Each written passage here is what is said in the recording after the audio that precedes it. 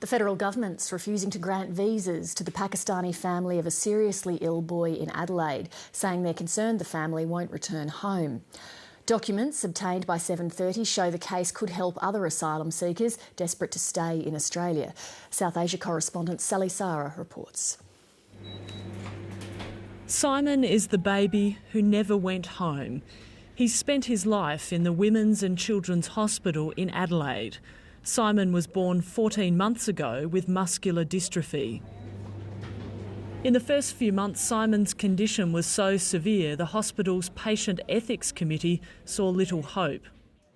The committee believes that in your son's very sad case, there's a strong ethical argument for withdrawing active medical treatment. Fareed Husseini refused to give up on his son. Simon will need care for the rest of his life, but now doctors are hopeful he may be able to leave hospital.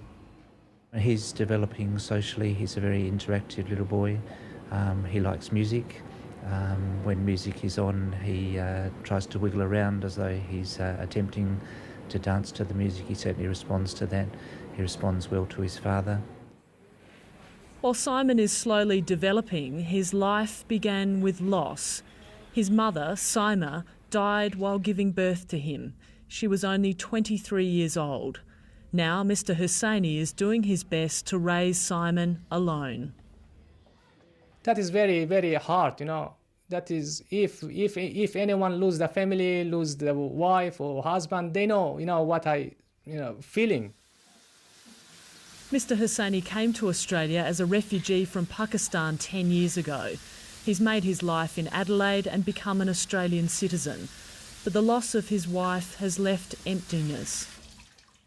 You lost yourself and you don't know what way you go to, that's good or bad, and it's very hard. Saima Gul was a young bride who came to Australia to start a new life with Fareed Husseini. Back in the Pakistani city of Quetta, her mother is immobilised by grief. She spends hours sitting on the kitchen floor. At the moment I heard that she had died, I didn't know where I was. The sky and earth fell on me. I was totally shocked, and it was almost unbelievable that I was not believing that my sister is dead. Saima Gul's family wants to go to Australia to find out why she died and to see baby Simon, who is unable to travel to them.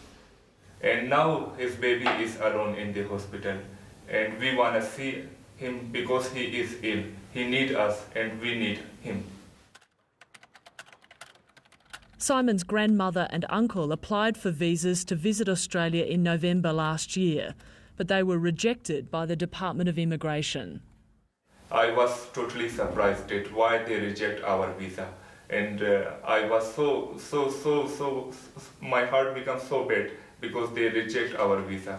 Documents obtained by 7:30 show the department was concerned Simon's relatives would try to stay on in Australia.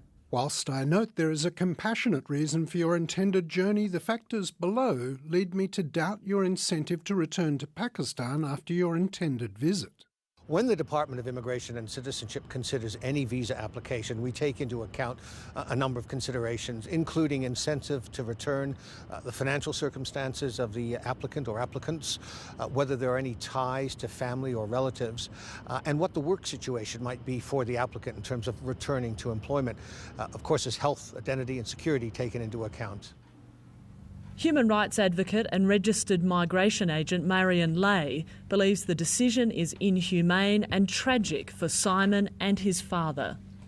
This is clearly a compassionate case. You've got an Australian citizen man here in Australia with an Australian citizen child, and they're both suffering.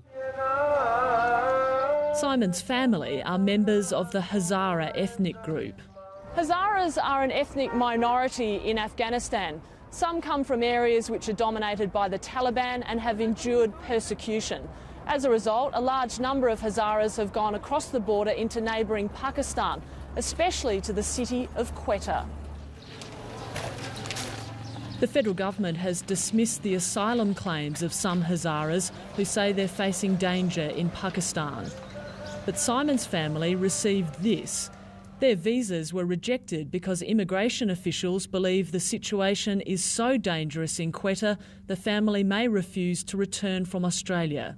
The security situation in Baluchistan, particularly Quetta, is generally poor.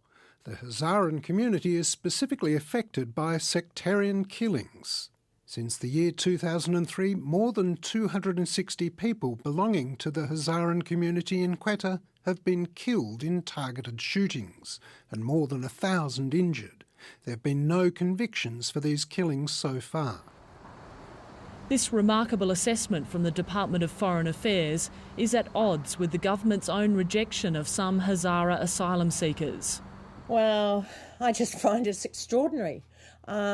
It's almost like solid gold for refugee seekers here in Australia. Human rights advocate Marion Lay believes this document will be invaluable in arguing the case for Hazaras seeking sanctuary in Australia. Oh, absolutely. I mean, I certainly will be using it as a quote, and I'll probably, yes. I mean, I think that it actually sums up in a very succinct manner the situation that is facing the Hazara people in Quetta. But Simon's relatives say they don't want asylum in Australia. They're just desperate to visit family. Now we want justice from Australian government that our family see the baby. The family has written to the Prime Minister and the Immigration Minister pleading for permission to visit Australia. They've been invited to reapply for visas, but cautioned that the decision may not be any different. This is not a visa application that has been rejected that can be appealed, so there'll be no reconsideration. These home videos have become a lifeline for the family separated between Adelaide and Quetta. But Simon's grandmother still dreams that one day she will come to Australia and finally hold her grandson. I will hug him. What else can I do? I will hug him and I will cry, because now he is the only flower from my daughter. Sally Sarah reporting.